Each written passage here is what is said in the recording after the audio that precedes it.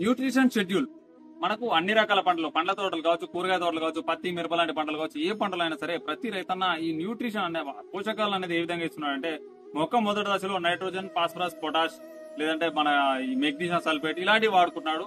పూతకొచ్చిన తర్వాత బోరాను, కాల్షియం లాంటి న్యూట్రిషన్ వాడుకుంటున్నారు. ఇది ఎంతవరకు కరెక్ట్? మన తెలుగు రాష్ట్రాల్లో అన్ని రకాల నేలలు ఉన్నాయి. ఉదాహరణకు ఆమ్ల నేలలు ఉన్నాయి, క్షార నేలలు ఉన్నాయి, చాలా రకాల భూములు ఉన్నాయి. కానీ ప్రతి రైతన్న కూడా ఈ రోజు గమనిస్తే అన్ని రకాల నేలల్లో కూడా ఒకే రకమైనటువంటి న్యూట్రిషన్ షెడ్యూల్ వాడుతున్నాడు. అసలు మొక్కకు ఏం అవసరం, ఏ దశలో ఎటువంటి పోషకాలు ఇవ్వాలి? ఇప్పుడు మా రైతన్న ఏం చేస్తున్నాడు అంటే పొటాష్ అనేది వరి లాంటి పంటలు తీసుకుంటే చివరి టైంలో వేస్తారు. దీనివల్ల ఏం జరుగుతుంది అంటే మనకు బ్యాక్టీరియల్ ఇన్ఫెక్షన్స్ ఎక్కువ రావడానికి కారణం ఏంటి? స్టొమాటోల యాక్టివిటీ ద్వారా మన స్టొమాటా ద్వారా బ్యాక్టీరియా అనేది లోపలికి ప్రవేశిస్తుంది. ఈ స్టొమాటో యాక్టివిటీ అంటే పత్రరంధ్రాల యాక్టివిటీ దీని మీద ఆధారపడి ఉంటుంది, అంటే పొటాష్ మీద ఆధారపడి ఉంటుంది. అలాగే మొక్కల్లో చక్కెరలు అంటే మనకు తయారైనటువంటి చక్కెరని మొక్కల్లో ట్రాన్స్పోర్ట్ చేసేది ఏంటంటే పొటాషియం. మరి మొదటి దశలో పొటాషియం వేయకపోతే నీకు ఈ రకమైన రోగాలు అయితే ఖచ్చితంగా వస్తాయి కదా. ఈ బోరాన్ అనేది పూతకు వచ్చే ముందు వేస్తారు. మొక్కలు ఎక్కువగా ట్రాన్స్పోర్టేషన్ ఏది చేస్తుందంటే బోరాన్ చేస్తుంది. ఇప్పుడు కాల్షియం లాంటి న్యూట్రిషన్ ని మొబిలైజ్ చేసేది అంటే కదిలిచేది ఏది బోరాన్. ఈ బోరాన్ నువ్వు ఎప్పుడు ఇస్తున్నావు? పూతకు వచ్చే ముందలు ఇస్తున్నావు. దీనివల్ల ఏమవుతుంది? ఆటోమేటిక్ గా మనకు కణాలు అనేవి వీక్ గా ఉంటాయి. వీక్ గా ఉన్నప్పుడు రసం పీల్చే పురుగులు ఆటోమేటిక్ గా దాడి చేస్తాయి కదా, త్రిప్స్ లాంటి పురుగులు దాడి చేస్తాయి కదా. ఈ బోరాన్ అనేది లేకపోతే కణత్వచాలు ఎలాగా దూరంగా మారుతాయి, కాల్షియం అనేది ఎలా ట్రాన్స్పోర్ట్ అవుతుంది? ఇవన్నీ ఏ రైతన్నా కూడా పట్టించుకోవట్లేదు. మనకు ఆమ్ల నేలని చూసుకుంటే, మనకు ఆమ్ల నేలలు అంటే pH తక్కువ ఉండేటువంటి నేలని తీసుకుంటే, ఎసిడిక్ సాయిల్స్ తీసుకుంటే ఇందులో ఫెర్రస్, జింకు, మ్యాంగనీస్ ఇలాంటి న్యూట్రిషన్, మైక్రో న్యూట్రిషన్ అనేది ఎక్కువగా ఉంటుంది.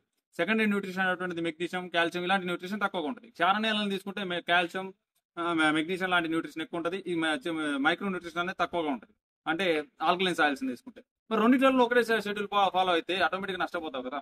ఒక మొక్కకు కావాల్సింది అంటే మొక్క యొక్క మొదటి దశలో అన్ని రకాల న్యూట్రిషన్ కావాలి. ఇది అదే అని లేకుండా అన్ని రకాల న్యూట్రిషన్ అనేది కావాలి. అయితే వీటి యొక్క పర్సంటేజ్లు మారుతుంటాయి. వీటిని ఏవి మొబిలైజ్ చేస్తుంటాయి అంటే భూమిలో ఉండేటటువంటి బ్యాక్టీరియాలు వీటిని కంట్రోల్ చేస్తుంటాయి. మీరు కంట్రోల్ చేయడం కదా, అన్ని ఇవ్వాలి. వాటిని కంట్రోల్ చేయడానికి కావాల్సినటువంటి జీవాన్ని భూమిలో ఇవ్వాలి. ఒకప్పుడు మనం ఎటువంటి ఫంగిసైడ్లు వాడలేదు, పెస్టిసైడ్స్ వాడలేదు. కాబట్టి మనం దానికి కూడా ఇక సర్వే అయినాయి. ఇప్పుడు ఎవరి నేలలో కూడా మైక్రో ఆర్గానిజం అనేది లేదు. కాబట్టి ప్రతి ఒక్క రైతన్న కూడా మైక్రో ఆర్గానిజం తో సరైన న్యూట్రిషన్ మేనేజ్మెంట్ చేసుకోవాలనుకుంటే మాత్రం మీకు ఖచ్చితంగా న్యూట్రిషన్ షెడ్యూల్ అని తెలుగు ఎవరైతే టీం ఇస్తుంది మీ నేలకు తగ్గట్టుగా. వీలైతే 100 రూపాయలతో పోయేది లేదు, సాయిల్ టెస్ట్ చేసుకోండి. అప్పుడు ఇంకా బెటర్ గా మీరు సొల్యూషన్ అనేది అందించడానికి అవకాశం ఉంటుంది. మా టాలెంట్ ఏంది, మా యొక్క ఛానల్ యొక్క ఉద్దేశం ఏందనేది ఒకసారి ఛానల్లోకి వెళ్ళి చూడండి. కొత్తగా వచ్చే ప్రతి ఒక్క రైతన్న కూడా ఫాలో చేయండి. 100% ఈ వీడియో సేవ్ చేసుకోండి. మీకు ఖచ్చితంగా ఉపయోగపడే వీడియోది. 100% ప్రతి ఒక్క రైతన్న కూడా ఛానల్లోకి వెళ్ళి చూడండి. మీకు ఎటువంటి సందేహాలన్నా కూడా ఇక్కడ కనబడుతున్న నెంబర్ కాల్ చేసినట్లయితే మీకు పర్ఫెక్ట్ సొల్యూషన్ అనే తెలుగు ఎవరైతే టీం అందిస్తుంది. అతి తక్కువ పెట్టుబడిలో నాణ్యమైన పంట పండించుకోవడానికి, న్యూట్రిషన్ మేనేజ్మెంట్ లో పెస్ట్ను తగ్గించుకోవడానికి, న్యూట్రిషన్ మేనేజ్మెంట్ లో ఫంగల్ ఇన్ఫెక్షన్స్ తగ్గించుకోవడానికి తెలుగు ఎవరైతే టీం అనేది ఖచ్చితంగా సపోర్ట్ చేస్తుంది. జై హింద్, జై జవాన్.